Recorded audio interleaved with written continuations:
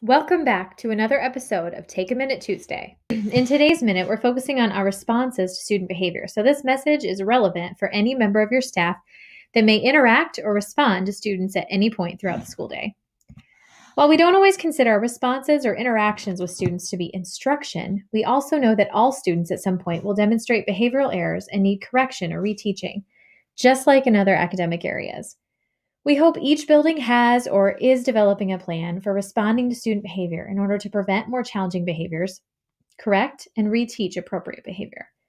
When considering the healthy indicators of a school, these concepts apply most to universal instruction.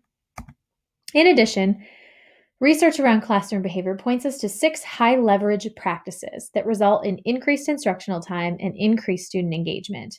Today, we'll be focusing on the continuum of response and why it's important.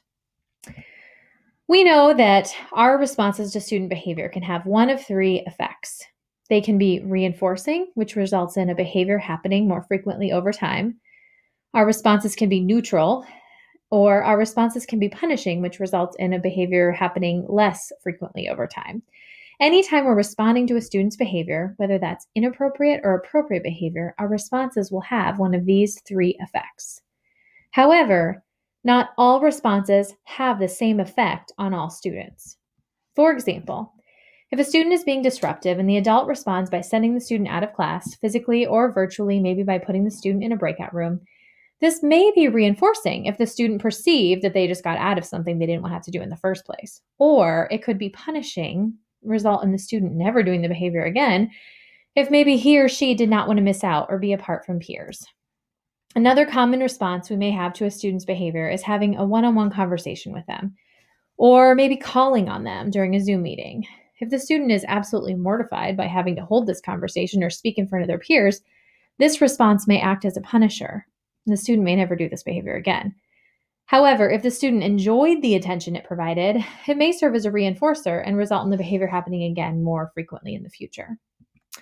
Many times, we are responding to students that are emotionally escalated and may try to calm them by providing preferred activities, access to their phone, snacks, or drinks. And while these are typically provided with good intentions, they will likely result in the behavior occurring more frequently in the future, because students may perceive their behavior being rewarded. Often, the easiest response to a behavior is the worst one. It may get behavior to stop quickly in the moment, but it will keep the student coming back for more. So, what can we do then? We can use a continuum of responses to predetermine how we will respond to students when behaviors occur. Using predetermined responses allows staff to minimize the risk of reinforcing or rewarding problem behavior and also ensures that students are responded to equitably. These responses also create a sense of safety and predictability, which are needed by all students, but especially those who've experienced trauma or may have other mental health concerns.